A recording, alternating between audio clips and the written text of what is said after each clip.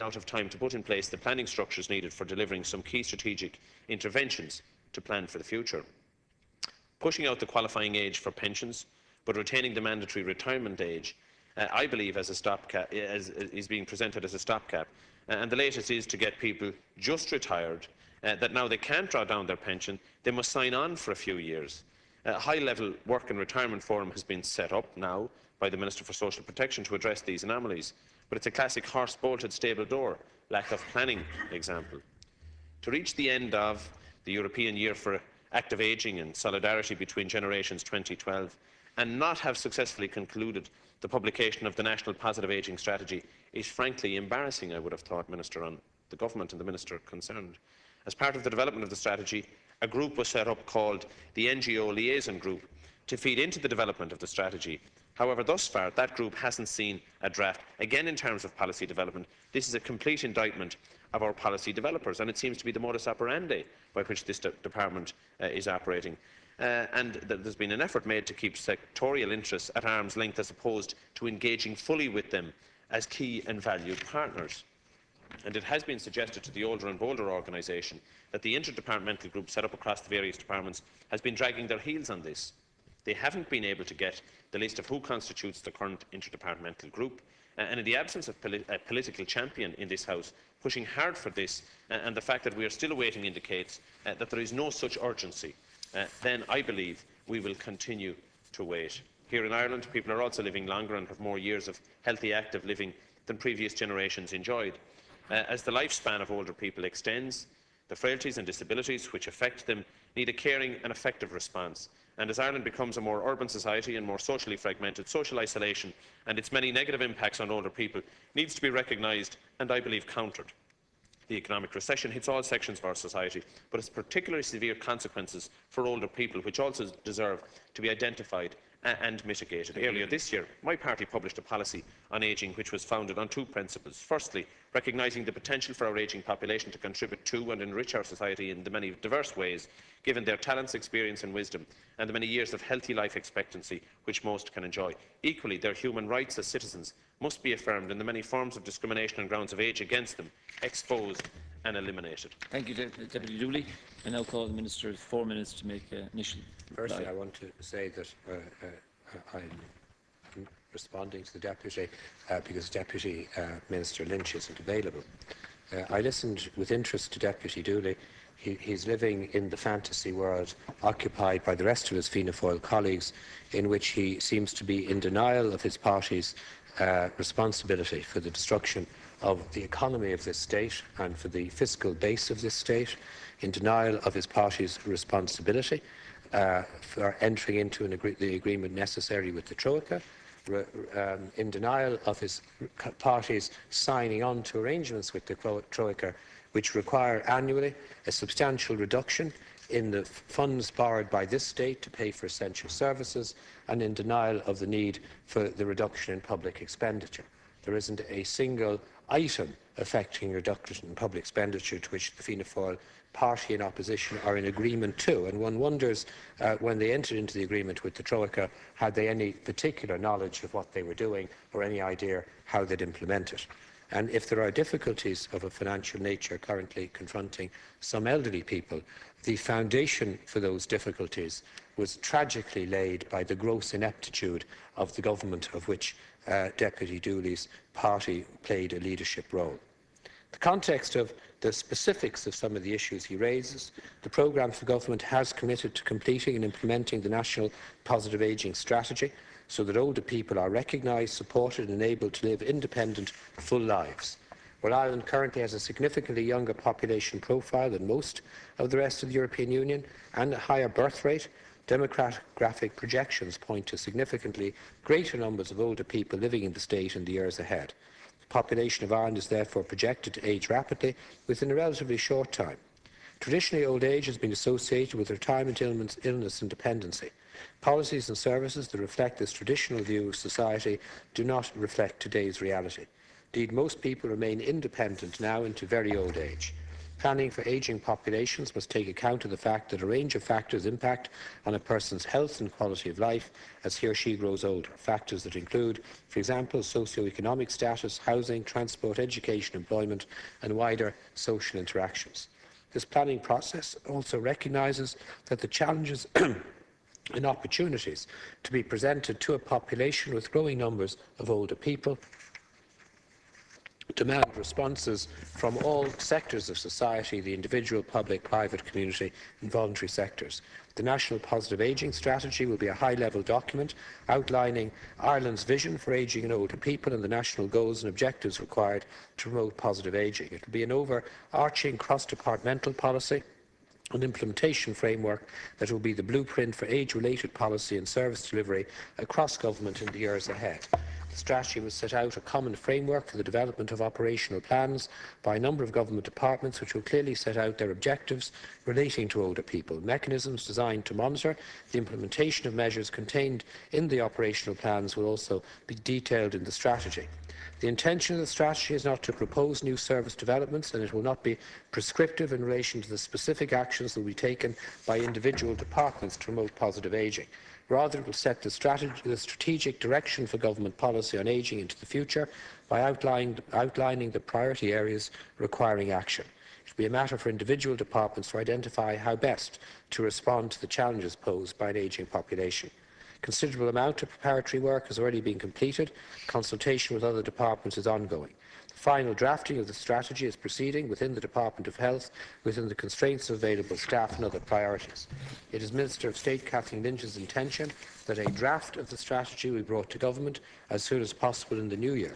And I can, as Minister for Justice and Equality, working with Deputy Lynch in areas that have a cross-departmental impact between health and justice, say to the House, the contrary to the perspective painted by Deputy Dooley. Minister Lynch is truly and totally committed to the completion of this strategy, is dedicated to the work that she is undertaking, and I have no doubt that the strategy, when published, will make a significant difference and have a significant impact well into the future. I want to thank the Minister for the detailed reply, which was clearly prepared by the Department. But for his earlier comments, he has become so impressed with his line of defence, which seems to lay everything or all blame at the door of the previous administration, that he clearly didn't even listen to what I had said. And nowhere along the line was I suggesting that there was a greater level of funding required. What we're talking about, Minister, is a level of advanced planning, about developing a strategy for older people, for a positive ageing strategy. That doesn't require the expending of money. It doesn't require you to give me a lecture on how we got to where we are. I might remind you, if I had the time, about the positions that your party took over the last 10 years and the approach you took in the preparation of your economic policies at the time. I might be well reminded to alert you to some of the promises that you made prior to the last election, and many of them that you have continued to make and yet have to deliver on. And this is one such. It's a matter of putting the resources or reassigning the resources within the Minister's department. It's about the government having a positive approach to active ageing, and it's about redeploying resources within the particular department so that there is an appropriate strategy, which of course, Minister, will have to take cognizance of the financial resources that are available. And we'll have another debate about that. But let's develop a strategy. Let the strategy be based on facts that exist and pulled together so that when there is a budget, appropriate recognition can be given to the strategy, and then worry about funding it at a later stage. But let's have the facts. I'm pleased if this is done early in the new year. I just think we need to get on with it. There's no point saying in September we'll have it in October, and then in October, when it doesn't happen, well, we'll have it by Christmas. Like, if you can't even get that bit of planning right, it's one thing saying something in advance of an election. You're not in office for 2 years, and you're still on a month-by-month basis. It'll be next month, it'll be next week, it'll be tomorrow. So we have a commitment again that it'll be early in the new year. I don't know what constitutes early in the new year, Minister, whether it's intended to do it in the first term, the second term. But could this government show its regard for the people that have been so important to the building of this state, namely the older people, for all the points that I raised when I made my contribution about the level of experience and talent that they have. Thank you, Deputy. Show recognition to that and publish the strategy. And then we can have the debate about how it's financed, and you can talk about the IMF and I can talk about the promises that Fine Gael made, and we can have more fun. Call the Minister I'm to a concluding statement. 2 I'm minutes. very taken with the Deputy's concern for older people. If there had been some reasonable planning by him and his colleagues when they were in the previous government, if there had some reasonable concern for the economic security of older people, if they had some genuine concern about ensuring that all of the crucial services were kept in place and maintained, perhaps they'd have dealt with matters with greater economic and fiscal responsibility and insight. So let's not be naive and think that the world started on the 9th of March 2011 and that the Deputy and his party and their history and their economic record is of no relevance to the current plight of older people. I would know quite a number of older people whose financial security was destroyed by the crass economic negligence and incompetence of the previous government. But when it comes to the strategy, there's a commitment to provide the strategy. I again reiterate, considerable amount of preparatory work has been completed. There is a need for the completion of the cross-departmental consultation process that is taking place, because this is a strategy that impacts on a broad range of departments, and work is ongoing with regard to the strategy. And I'm advised that final drafting of the strategy is proceeding within the departments. But also, let's recognise that there are constraints with regard to available staff in dealing with these matters, not just because of other priorities, but because of the obligation on government to downsize the public service, an obligation derived from the agreement entered into with the Troika by the Deputy's party, and derived from the necessity to ensure we get our public finances in order and reduce public expenditure. So if some matters take longer to come to fruition than may have been possible 6-7 years ago, there is a reason for that. And the reason for that, I'm afraid, Deputy, whether it makes you uncomfortable or not, the foundation reason for that is what occurred in the context of alleged economic and fiscal policy between the year 2000 and 2010, when your party was in government. But I can assure you that this government is committed to producing the strategy as part of the programme for government, and I know Minister Lynch is doing everything possible to ensure that it is published as early as is practicable in the new year, when the cross-departmental consultation process has been completed. Well, item number 4, the need to address the problem of rogue taxi drivers through regulation. Deputy Luke Flanagan has raised this issue, and Deputy has 4 minutes to make an initial statement.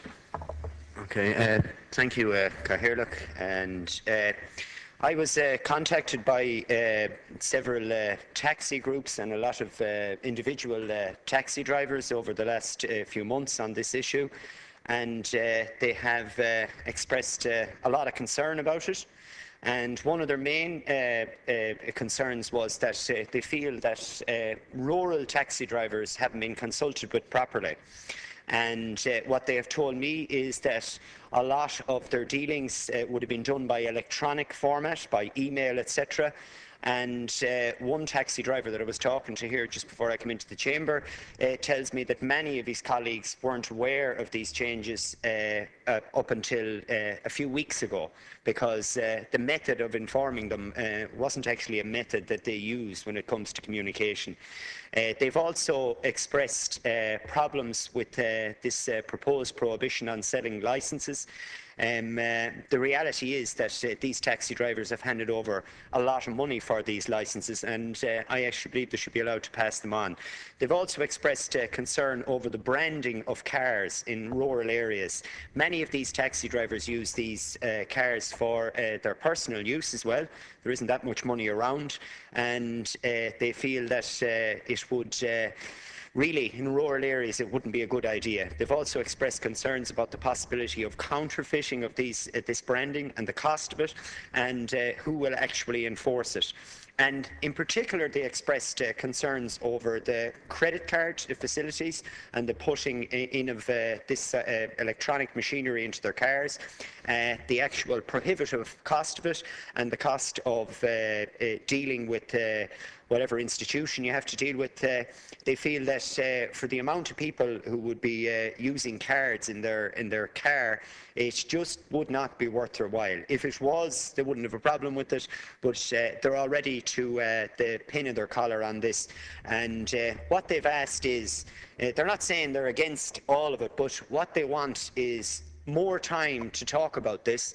They're looking, the people who have spoken to me said they would like another 6 months so that there can be proper consultation and they can sit down and talk to you and explain their concerns, particular concerns to rural areas. Okay. Margaret, Jack, now calling Minister State. 4 minutes. I'd like to thank the Deputy for raising this question with me. When I first came into office, one of my key priorities was to tackle rogue operators in the taxi sector. There has been unfair competition in the taxi market to date, as those full-time professional drivers who do their business well have had to compete with those who consistently flout the rules. Our system of regulation needed to become much more robust, and it will. Between the Taxi Review Report, the new Taxi Regulation Bill and an increased effort from both the Gardaí and the National Transport Authority, I am confident we can put a stop to many issues that taxi drivers frequently raise. Over 13,000 vehicles have been checked this year by both the Gardaí and the NTA enforcement officers, and this effort will continue with measures I will elaborate on further. Overall, the thrust of the reforms arising from the Taxi Regulation Review Report concern better enforcement of the taxi regulations, to improve standards, the quality of transport service to customers, and to encourage exit from the industry of those who operate in breach of the required standards and regulations. Many of the recommendations of the review report, once implemented, will facilitate the oversight of the industry by the National Transport Authority, which has responsibility for the regulation of the taxi industry under the Taxi Regulation Act 2003, and assist the NTA officers and the Garda Síochána to enforce the taxi regulations. Action 24 of the review report proposes strengthening of the collaboration between the Garda Síochána and the NTA to secure effective on-street enforcement of taxi regulations, and to refocus the compliance activities of the NTA towards a greater level of on-street compliance and enforcement. Concerning on-street enforcement, there has been very good cooperation between the Garda Síochána and the NTA on enforcement issues this year, and a substantial number of joint operations being undertaken. The NTA is currently drafting an enforcement plan for 2013, which will be coordinated with Garda Síochána's policing plan for 2013. That will assist with continued cooperation during 2013. The introduction of taxi branded on taxis and wheelchair accessible taxis from 1st January 2013, in line with Action 31 of the review report, aims to provide greater visibility and recognition of taxis, to reduce the potential for unlicensed vehicles to operate as taxis, as well as to promote greater professionalism in the industry. If on renewal a driver does not have the official branding, their vehicle licence will not be renewed. If a driver is caught on the street with branding that is not official, and then they were liable to a €250 fine. In addition, as recommended under Action 21 and 25 of the review report, Garda powers are now to be extended to allow members of a Garda Síochána to issue fixed charge notices with respect to additional SPSV fixed charge offences. It is anticipated that in 2013, regulations will be made in this regard upon the commencement of Section 34 of the Road Traffic Act 2010. The new legislation will provide for a much more sophisticated enforcement toolkit, including the following: mandatory disqualification for life for serious criminal offences, mandatory disqualification for a period where life disqualification may be disproportionate, revocation or suspension of licences where appropriate, fines to be imposed by courts, fixed payment offences, and a demerit scheme, penalty points, where repeated minor transgressions will lead to a temporary suspension if necessary. Other provisions in the bill will enable the NTA to supplement its existing enforcement resources through service agreements, allow authorised officers powers to inspect and examine the condition and roadworthiness of SPSV vehicles, and under warrant to enter a private dwelling for enforcement purposes, and enable the NTA to establish and use cameras, CCTV and other apparatus at taxi ranks for enforcement and prosecutions. Further to the Government decision of the 27th of November, the Taxi Regulation Bill was published on the 5th of December and is to be introduced in the Seanad in January 2013. Margaret Ara, Deputy Flanagan now has 2 minutes for a supplementary. I'm always kind of bemused how you know the answer to the question or the issues that were going to be brought up and all the details before the person has actually spoken on the topical issue. But obviously, when you were writing your speech, obviously you knew all of these things. I think the most interesting thing about what you've said is that you're going to crack down hard on rogue taxi drivers. Now, that's great. That's absolutely wonderful, and that's a very good idea, and you should do it. But before you do that, make sure that everyone has been spoken to and everyone has been consulted with, because the people I have been talking to, I'm sure there are better things to be doing now than ringing around to politicians. If everything was all right, they wouldn't be doing that. But they have concerns. And what you've just said there will not satisfy their concerns. And what they're looking for is another 6 months so that they can be properly briefed on this and that any issues that cause them significant problems can be dealt with. And after all that's done, then you can come along, you know, the party of law and order, and you can ram it down their throats, because that'll be the law then. But any chance you might actually sit down and talk with them in the meantime, because then if you do that, you will have it done right and everyone will be on board. And if everyone is on board, then it'll be a success. So just give them a chance, talk to them. Go Margaret, Minister of State, 2 minutes to conclude. Thank you, Deputy, for what it started off as a compliment anyway, but I don't know where it ended up. Just a few things. A few things, Deputy. The last thing the taxi industry in Ireland needs is more time. Being honest about this now, nobody has consulted more with taxi industry and taxi drivers than I have. I get taxis all the time. I've been in them. I've met with all the groups on multiple occasions. I want to say this quite clearly. I mean, the taxi industry, many fantastic people, but they're not an homogenous group. I mean, I don't think anything I ever say will 100% satisfy the whole lot of them.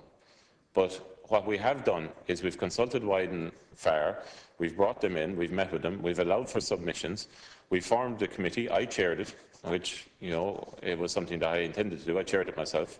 It met for a long time, we came up with 46 recommendations, and within the laws that exist and that will be changed and the regulations I've outlined, there's a whole load of measures through legislation. The most comprehensive bill in the history of the state in relation to taxis is coming before the Houses in January. There's a reinforcement of regulations. So between all of those measures, we will be changing the industry substantially. I do sense from the Deputy something that I feel very strongly about myself, and that is the issue of rural taxis. That's why I ensured that there was taxi drivers from outside the capital and outside the other cities sitting on it. There was a gentleman from Kerry on the review group who was a full-time taxi driver from Kerry. I've met with many groups from rural areas. In fact, in my travels and my main job, I always met with taxi groups, whether it was in Letterkenny, in Portlaoise, or various other places around the country. And they all have their issues. And I've always taken them on board. And I will be taking them on board into the future. But the last thing we need is more time. We need to change the industry. This industry needs an overhaul which has never been seen before. We need to ensure that the people driving the cars should be driving the cars. There's people out there driving cars tonight who shouldn't be behind the wheel of a taxi. All right? And they need to be taken out. It's as simple as that, and I intend on doing that. There's also standards that have to be maintained, and those standards have to be brought up to a certain level, and I'm going to ensure that that happens.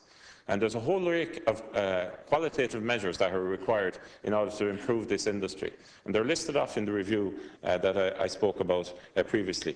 Communications can always be improved from whatever level. But I would point out that this is the latest industry update, a very comprehensive update with outlining all the changes that are coming in on the 1st of January, the 7th of January and the 31st of January. Very good stuff. For instance, anybody who's getting a taxi now into the future, young people or ladies in particular, will be able to see on their phone if the person driving the taxi should be the person driving the taxi.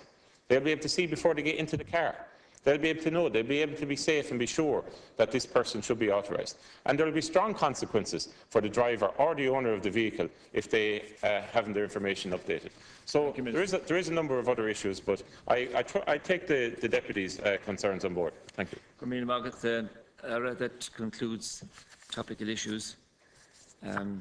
Now we go on to question time and priority questions to the Minister for Transport, Tourism and Sport. Priority question number 1 is in the name of Deputy Timmy Dooley. And can I call on the Minister to reply when you're available there, Minister?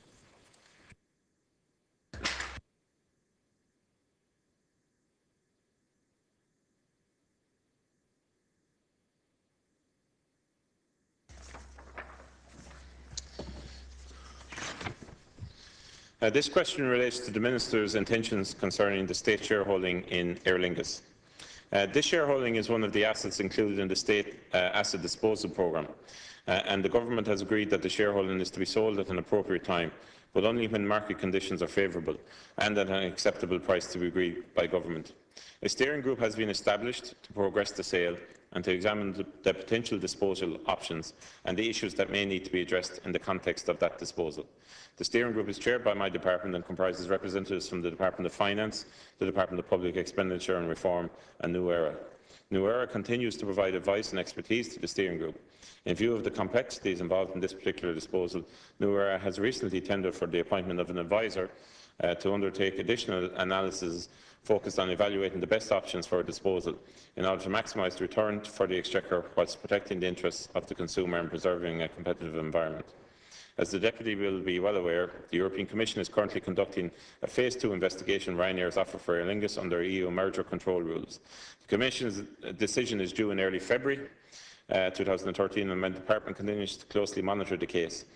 Irrespective, however, of the outcome of that investigation, the Government has decided that it is not, in principle, prepared to sell its shareholding in circumstances which could significantly impact on competition and connectivity in the Irish market. The Deputy will be well aware of the Government's statement and decision in the last few days in relation to its non-sale of this shareholding to Ryanair. Thank you. Thank the Minister for his response. I'm well aware of the position of the Government in the last number of days. What I'm somewhat troubled by is that it took 6 months to come to that conclusion that it was the wrong decision and would be the wrong decision for the state to dispose of its shareholding in Aer Lingus to Ryanair.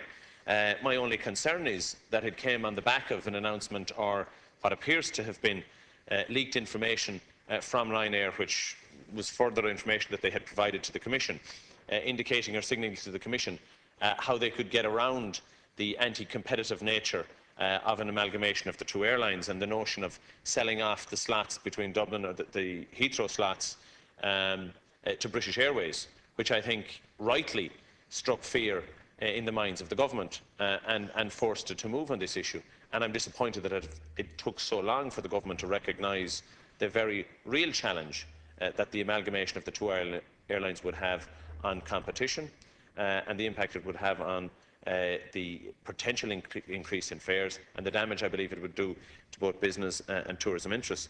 So is the Government confident that this move will stop Ryanair acquiring Aer Lingus? Has the Government had any indication from the European Commission as to what the likely outcome will be?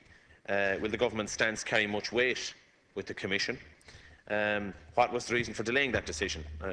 I really don't understand why it took so long, because I think it had given some level of confidence to Ryanair that at least the Government were considering it, and I think that has been unhelpful.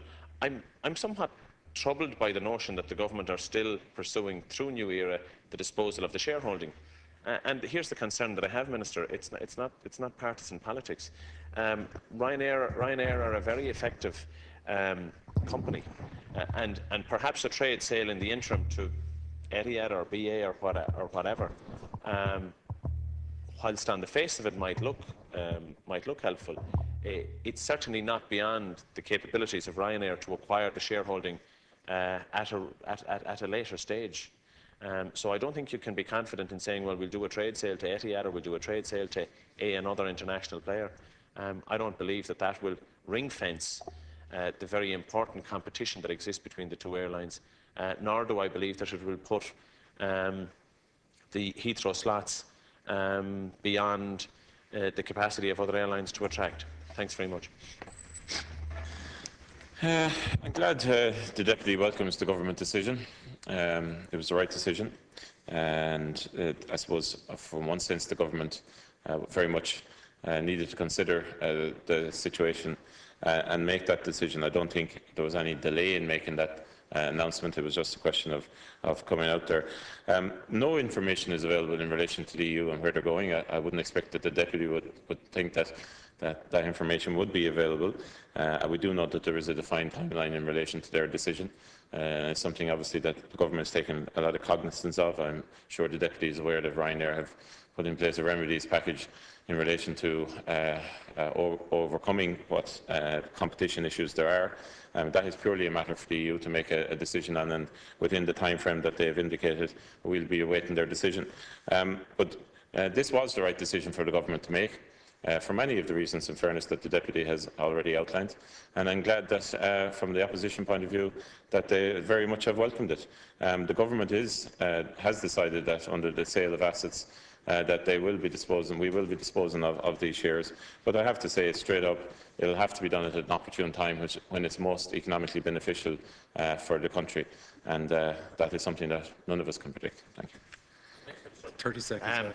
Yeah, while I just understand the disposal of state assets is an important component of your New Era agenda, the worry that I have is, whilst it's prudent today not to sell to Ryanair, it's very possible that Ryanair will end up with the stock in Aer Lingus through a circuitous route or a third party in a very short period of time, which I believe have stated for quite some time that the shareholding in Aer Lingus is far more strategic than the government have given credibility to, and for that reason I will strongly oppose any decision that you take to sell that 25% stake.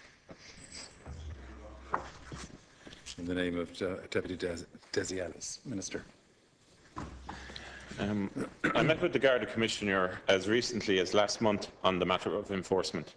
In order to enforce the taxi regulations, including pursuit of offences mentioned in the Deputy's question, the role of An Garda Síochána is critical to support the work of the enforcement officers of the NTA, the National Transport Authority, whose responsibility for nationwide enforcement it is in this regard.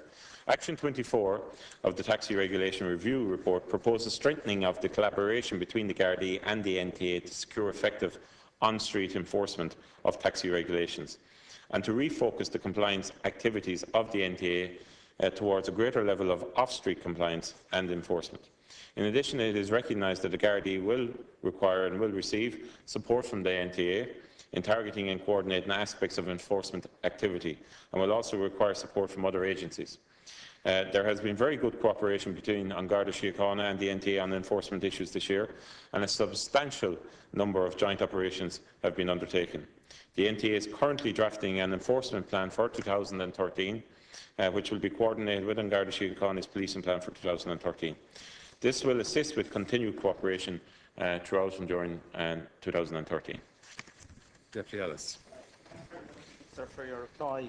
And I suppose apart from the huge oversupply that we have in the taxi industry, we do have a number of people who are operating illegally, some using bogey licences and others, vehicles that are not proper vehicles and are not properly tested and otherwise. I think in terms of the plans to put signage, which was the Action 31 in the review group on the sides of taxis, I think there's probably a need, Minister, maybe to put a QR code and maybe the county on this signage, and I think that would be very, very important, because I think some of the problems are, if you take even the border areas in particular, where we have a lot of taxis and we have vehicles crossing over the borders. Now, I'm not one to be in favour of the border, but there are issues there in terms of vehicles coming across and picking up people. And if they were it was clear that they were counties on the taxis, on the signs, it would make a big difference because in identifying some of these people that are coming in from other areas. So I'm not sure what our position is in regards to that, but I would like to hear what the Minister has to say. I am, you know, more inspections obviously is needed, and it is that we're seeing more of a role now with the guards and the NTA. I think that's obviously needed because it's just. But I also think in terms of the ranks and the spaces, you know, we don't have enough spaces. There's, sorry, yeah. Okay, sorry. But in terms of the spaces and that, you know, we do need more enforcement at the ranks, and we need them monitored more. Okay, Minister. I'd like to thank the Deputy for his contribution. In fairness, the Deputy has a serious interest in this whole area, and we're hearing that from his contributions and talking with him previously. Just want to say, the taxi bill that's coming before the Dáil, or coming before the Seanad and then the Dáil early in the new year, is the most comprehensive bill in the history of the state as regards taxis. I would like everyone to support it because, to be honest about it, it is the only way to go. It's a comprehensive bill dealing with every aspect that you can think of in relation to the taxi industry and empowering the NTA to have the range of regulations as a follow-up because of the legislation that will be there. In specifics in relation to the issue, I agree with much of the Deputy's contribution. Enforcement is absolutely critical. There was 13,000 vehicles inspected last year. Now, by any standards, that is quite a substantial amount of inspections. However, improvements can be made, and that's why we're empowering the Gardaí to do an awful lot more inspections, and they're going to be able to do on-the-spot fines, which I think is important. There's also going to be a position whereby there will be penalty points for taxi drivers who are repeat offenders, and their licence can be suspended if they repeat offend. I agree 100% with what you're saying in relation to empowering the NTA to have other forms of monitoring tools like CCTV and ranks, because I think there's big issues there, some serious issues there that are involving certain levels, possibly of even criminality, that I think needs to be dealt with. In relation to the signage, though, that was the one point I wanted to come back to in a fairly comprehensive way. I think you have a very good point there. The door signage is something that I think is crucially important. May I just point out, it was decided by the review to have signage. It was then put to the taxi committee, and the taxi committee, made up of taxi drivers, decided on the signage. So that's an important point to make. I didn't decide it. The taxi drivers decided in their own committee. So it's an important component. But we do have to look at the roof sign. We do have to look at signage from the roof sign and making sure that the drivers who are operating in certain areas do only operate in the areas in which they are licensed to do so. Because I'm sick and tired of hearing of stories whereby at events in Galway and in Cork and at the Jazz Festival or the Galway races, there's a whole pile of taxis after arriving just to make a quick buck and taking money and taking the revenue required for the full-time drivers in all of those areas. So that is something that will be actioned.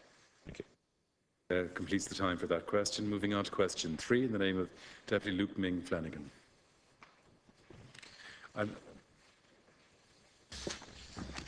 Sorry, I'm just going to say at this stage that as regards questions, when the Minister has replied, there's 4 minutes remaining for supplementaries and replies in total. And that's why I say 3 minutes to go or 2 minutes to go, so that you have an idea of tightening up yourselves on answers and questions. After Christmas, we're all feeling flahoolach. Well, I'm not until my job is finished. All right. You were listening. In the first instance, I want to be clear that there is not a support package in place for Shannon Airport, Deputy. The Deputy will recall that the Minister for Finance announced in his recent budget speech that he will be putting in place measures to facilitate the construction of hangars and ancillary facilities that will be key to attracting additional aviation sector organisations. However, these are based on an appreciation of the contribution that aviation can make nationally.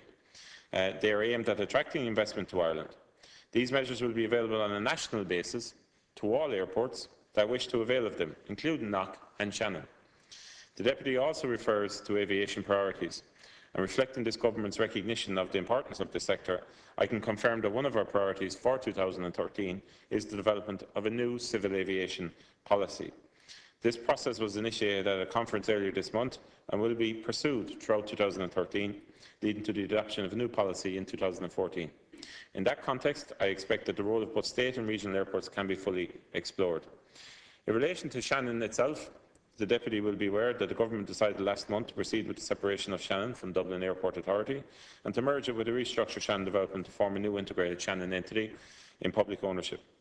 The order specifying 31st December 2012 as the date of separation of Shannon Airport from the DAA was executed last week, following its approval by both houses of the Oireachtas.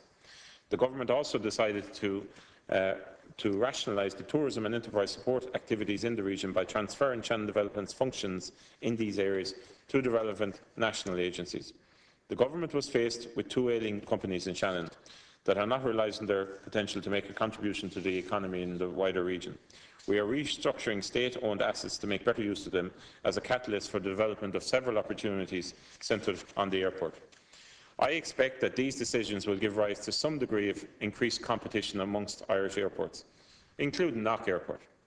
However, the aim is to increase the overall number of passengers to and from Ireland through increased efficiencies and the attraction of new aviation business that can have a beneficial national impact. It should be noted that Knock Airport, along with other regional airports which are not owned by the state, have been supported over the years under the Regional Airports Programme, which is aimed at ensuring balanced regional development. Under the programme, Knock Airport has received around 40 million since 1993. This, however, includes funding for PSO air services, which, although paid directly to the airlines, also supports the airport. Over 1 million is being provided this year to the airport, despite the difficult economic circumstances of the country. Thank you. Deputy, 4 minutes overall for. Thank you very much for that answer, Minister. There is serious concern about statements that have been made in the last couple of weeks on this, and actually serious concern in relation to a statement that was made in the national media on the 31st of March in 2012. And you could only take one thing from what the Minister said, and that was that that pesky airport Knock and want to stop taking passengers off Shannon.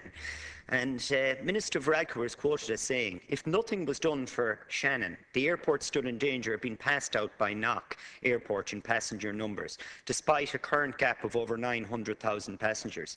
I think if the trends continue as they are, it will happen because Shannon's numbers are already down 20% this year and Knock's is still growing. Now, the last sentence is very interesting. It is only a matter of time that this will happen without a change in policy.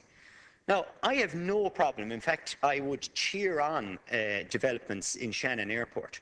But if it has to be done at the expense of Knock Airport, and an airport that is pretty much washing its face financially, well, then that wouldn't be a good thing. And Mr. Liam Scollin of Knock Airport has said at a Transport Committee meeting a couple of weeks ago that he had serious concerns about the quality and level of engagement with the government. He said, we have met Minister Varadkar and his officials on numerous occasions, but our representations have not been afforded fair consideration. Now, that's a fair claim. In fact, the Minister is clearly on record in both national and local media, as quoted there, that Knock Airport was the problem for Shannon and that he intended to develop policies to rectify that. Now, that does not make sense. Knock Airport should not be punished for being a success. It is one of the few things in the area where I live which has done really, really well. We've watched, you've heard it, the Garda stations, etc., post offices all closing down. But this offers a beacon of hope, and it really does, and I'm sure Minister Ring would agree with me. It offers us phenomenal opportunities when it comes to developing tourism in areas that at this stage are not only not saturated, but it doesn't exist in these areas, and there is massive potential for it. So instead of punishing Knock, why not just to develop a plan that helps all of these airports? And the ones that do the best and work the best, Let them thrive and let them encourage them to thrive. And don't treat them as if they're some sort of nuisance to Shannon Airport, because that won't work for any of the airports. Only a minute left.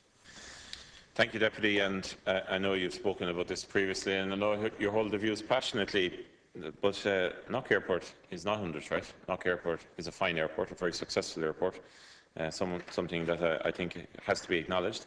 I think the references that you made to my colleague, Minister Varadkar, should be taken, I suppose, from the context that I think it was a reflection more on where Shannon had got to rather than the success of Knock. I think it was more a reflection that, I mean, Shannon is a brand that's renowned worldwide. It's an airport that's known worldwide for its achievements, but it had dropped so much in passenger numbers. I think that's really the context by which he made that comment, to be fair. And it did need a change in policy. It did need a change in policy in relation to that airport. And that's why this government has put this plan together, something that I believe should have been put together many years ago, and I have advocated it for many years. And I believe it will be a success. But there is some risk associated with it, but it will be a success. But it is not, and by far not, a threat to Knock Airport. I'm sure Knock Airport will strive on to more success. I do note that Shannon Airport has successfully won a number of new flights into it from the US and Europe at the moment, not in competition with Knock, but also in lieu of all the services that Knock have themselves. Thank you. Thank you. These people feel that he isn't, and they're very reasonable. They're very good. Thank you. We've got him. Yeah. Yeah. And just before we move on, Sir Terry Wogan this morning gave Shannon Airport a very good boost in the John Murray show. Anyway. But he lives in Limerick, even though he's supporting Shannon and County Clare. Question 4, please, Minister. Thank you, Cahill. The government has already implemented a range of measures to support the tourism and hospitality industry, including hotels. VAT has been reduced to 9% on accommodation and restaurant services, and this lower rate of VAT will continue throughout 2013. The visa waiver scheme is encouraging visitors from emerging markets to add Ireland to their trip when they are visiting the UK. Also, the halving of employers' PRSI for those on modest wages has reduced the cost of employing people. In 2013, the government will spend almost £140 million to its agencies to support the tourism industry, to market tourism at home and abroad, and to support product development. Vulture Ireland also provides a range of business support to tourism enterprises. These supports cover areas such as financial advice, business mentoring, productivity improvement, cost control, sales and marketing, e-business and customer care, as well as assisting tourism businesses to engage constructively with their banks. I'm also very glad to see that in 2011, hotel room occupancy rose, combined with better cost control. Profits per available room before tax rose by over 22%. In the context of recent budgets, Minister Varadkar has signalled his intention to have further discussions with the Minister for Finance on the possible involvement of hotels in the Extended Employment and Investment Initiative Scheme and the Real Estate Investment Trust Initiative. Finally, as the Deputy is aware, next year is the year of the gathering, and I believe that the tourism industry, especially the hotel sector, will be able to fully benefit from the initiative. Mr. Dooley. Thanks very much, Minister, and I welcome your reply. And I acknowledge some of the work that the government has done in assisting the tourism industry at a particularly difficult time. But it is a fact that the Irish Hotels Federation have published a policy document on the future of the hotel industry, which was, as you'll be aware, with your knowledge of the industry, was compiled by Dr. Alan Ahern, somebody with considerable experience in the whole sphere of economics and an understanding of what the future potential growth is. And it's clear from that document that the hotel sector in particular is under a very particular strain. We all know the examples of hotels that are built in the wrong location. They're dislocating business to their area to try to survive. They're offering rates lower than are commercially viable. They're part of the NAMA process, and obviously that will take time to work out, but it is putting a particular strain on what might be referred to as the mom and pop hotel, family-run businesses that didn't get tied up in the crazy property game, and they're now finding it virtually impossible to compete. Now, whilst I accept the gathering will have an impact, I don't believe that it's it's going to resolve the long-term issue. Not so bad in the big cities, particularly Dublin. There's a strong, as you know, a strong hotel demand.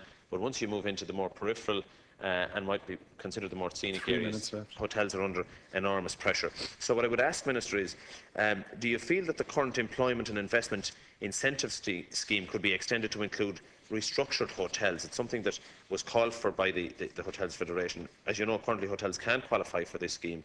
And is it something that you might consider recommending to Minister Noonan to include in the finance bill? Similarly, the qualifying investor fund, especially designed for the restructured hotels, can be attractive to private investors, especially the foreign investment, which I think there is some appetite there for. And another way, obviously, to break the logjam in the market for the hotels could be for the National Pension Reserve Fund to be utilised to invest in the dedicated hotel restructuring fund that could target the hotel sector. There are some very good and positive initiatives in what Dr. Alan Ahern has said. I know there was one recommendation that said, the state to invest heavily. I don't think that would fly, quite honestly. But I think there are some measures there, and I just ask for your comments on that, please. 2 minutes. Thank you very much, Gerald. First of all, I have to agree with you. I mean, we have met the Hotels Federations on numerous occasions, Minister Radic and I, and we've met them separately. And you're quite correct. You have identified the very serious problems that they have. You asked the question in relation to talking to the Minister for Finance, and you know that it is the responsibility of the Minister for Finance, and it's him that will make the decision whether he includes any of these initiatives in the finance bill. But all I can say to you is that both Minister Ferratiga has taken this up with the Minister for Finance. I have spoken to the Minister for Finance, and it is important because you're right, the debt restructuring is a big problem for hotels. They can actually come into profitability in the next year or two, but their problem is that the debt burden that they have there already, and that is a serious situation. And you're quite correct, particularly for hotels, particularly in rural Ireland. And you're right, there has been a big lift in the cities, there's no doubt about it. And you know, the recent initiative in relation to the reduction of the VAT and the PRSI, that has created extra job in the sector, and that has proven to be a success. There's very serious issues out there, the overcapacity. You're quite correct about the bed nights in relation to them setting them below cost, and that is a problem for them. But all I can say is that we are talking to Finance. We're asking Finance to try and see what can be done. But as I say, it is a matter for the Minister for Finance. Okay. We'll move on to question 5. In the name of Deputy Sandra McLellan. Minister, please. I attended the 13th North-South Ministerial Council in Tourism sectoral format in Armagh on the 28th of November last. The Northern Ireland Executive was represented by Arlene Foster, MLA, Minister of Enterprise, Trade and Investment, and Carol Niquillon, MLA, Minister of Culture, Arts and Leisure. Tourism Ireland's Chairperson, Vice Chairperson and CEO also attended. The meeting provided a good opportunity to discuss tourism performance for the island of Ireland to date in 2012, including the overseas market, highlights of the year in terms of the future. Tourism Ireland's business plan for 2013 was discussed. We also had a very useful exchange on major tourism events and initiatives planned for next year. Obviously, our main focus is on the Gathering, Ireland 2013, while the focus in Northern Ireland will primarily be on the Derry UK City of Culture and the World Police and Fire Games, which are being held in Belfast. A paper dealing specifically with the Great Britain market was also discussed. The work on the Tourism Recovery Task Force was welcomed, and the recommendations of the GP Path to Growth strategy will be implemented by Tourism Ireland in 2013 and beyond.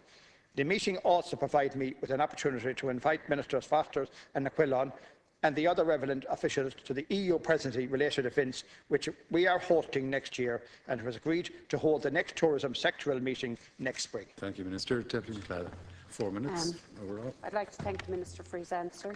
As he knows, tourism is specifically identified in the Good Friday Agreement as one of the key areas for North-South cooperation, and consequently one on which the North-South Ministerial Council meets in sectoral format. The aim of the Council is to make decisions on areas of common policies and approaches specifically as they relate to tourism. This also includes policies and actions to be implemented by Tourism Ireland Limited, the body with responsibility for promoting the whole island of Ireland overseas as a tourist destination. The previous North-South Ministerial meeting in tourism sectoral format took place on the 25th of January 2012. And among the items on the agenda to be discussed at the most recent meeting of the North-South Ministerial Council on the 28th of November in Armagh where, as the Minister has stated there, Tourism Ireland's business plan for 2013, major tourism opportunities North and South 2013, which the Minister also mentioned, and a review of this year's visitor numbers to the island of Ireland. I'm just wondering if the Minister would elaborate on some of the discussions that took place with regard to the business plan and the major tourism opportunities North and South. And I have a second point here. I might as well run with that as well. You mentioned the Tourism Recovery Task Force. This was formed early in 2011 with the expressed aim of ensuring growth in inbound tourism and includes representatives from Fáilte Ireland, the Northern Ireland Tourism Board and Tourism Ireland, and it is expected to make recommendations to the Tourism Task Force. I'm just wondering if the Minister will give specific details of the recommendations made by the TRT for 2013. 2 minutes, Very much. Minister. Thank you. Thank you, Cahill. First of all, I just want to say it was a great experience for me. It was actually the first meeting that I had attended. And I have to say that I was pleasantly surprised to see the way that everybody is working so close together. And both North and South, everybody realised how important tourism is to the country itself. And we did talk in relation to the major events. We talked about the gathering. We talked about the World Police and Fire Games that are taking place in Belfast next year. And also, Jerry, as you see, the cultural city. We talked about all that and what we have and what we are doing to try and win back some of the British market. As you know, this year we had a very successful year, but the British market again was the weak link in the whole scheme. And it is the most important market. It's the important North and South. So we did discuss the plans that have been put in place. We discussed in relation to the programme that's been put in place for next year. And there's going to be a very aggressive marketing campaign in Britain next year to try and win back some of these lost visitors that we lost in the years past. But the most pleasant part of all this was I was delighted to see the way that everybody's working together. And the common denominator was to get the people into the island as a whole. And I was pleased with that. And everybody was working. And your old colleague, and I was delighted to have discussions with her later. And as I say, I have invited both ministers to come here. We have the presidency coming, starting at the beginning of the new year. We have invited both of them to take part. As you know, we have a major tourism conference coming in March, 7th, 8th and 9th of March. Both of them are going to be invited to it. And we're hoping that you know, we can assist them in whatever way we can, that they will assist us in whatever way we can. And the whole common denominator is to get people into this country. Thank you, Minister. We now move on to other questions. Taking question number 6, Minister. This year marks the 10th anniversary of when penalty points offences were first introduced in this country. Earlier this year, the Department undertook a review of the penalty point system to determine if any changes would be appropriate. The review, when finalised, was forwarded to the Joint Directors Committee on Transport and Communications for its views. A number of adjustments to the current system were recommended. These included an increase in the number of penalty points for speeding, holding a mobile phone while driving, and seatbelt offences from 2 and 4 on conviction to 3 and 5, respectively. The review also included proposals to bring additional road traffic offences into the penalty point system. For some offences, such as using a vehicle without a test certificate, penalty points will apply rather than a direct summons to the court. The Minister accepted the recommended adjustments and proposes to proceed with them. Primary legislation will be required to give effect to these proposed adjustments, and the Minister will introduce a road traffic bill in the Oireachtas in early 2013, which will make the necessary provisions. I expect that the bill will be published in the new year. In the meantime, the general scheme can be viewed on the Department's website. Thank you, Minister. Deputy Dooley. Thanks very much, Minister. Appreciate that. Well, Just to let you know, the other deputies wish to that's fine, yeah. So it's a minute a question, a minute a reply. Right. Well, look, I mean, as you know, Minister, Fianna Fáil will be happy to support the changes that are being made. I think it's positive that road safety hasn't been hijacked by any political party. Through the previous government, a very considerable support was available from the then opposition, now in government, about developing an effective road strategy. I think it has been one of the particular, I suppose, positive things that have come through the legislature in the past 10 years, the success that has been achieved in terms of death and injury on the road, and the consequent positive impact that has had in terms of injuries and the allocation of time within our hospitals. And the reason I put this question down, I think it's incumbent on us on an ongoing basis to raise this issue in the House, because it's only when we talk about issues about road safety in the Oireachtas that it tends to raise public awareness, and it's important as we head into the Christmas period that people are mindful again and the necessity to show due care and attention on the road. And Thank you. Thanks very much. Minister. Absolutely, I couldn't agree more with the Deputy. I do take on board also his references to in the political level, the way in which all governments have taken to this task, which is a very necessary task. The issue of road safety, you can never ever deal with it enough. You can never ever have the legislation that is good enough. You always have to look at it and considerably look at it, and that's why, following on from the review, following on from the assessment of the committee, the changes that we are purporting will be coming in the bill that will be published early in the new year, and I expect that will be published very early in the new year. Deputy Wallace. Thank you, Cahill. One minute. Minister,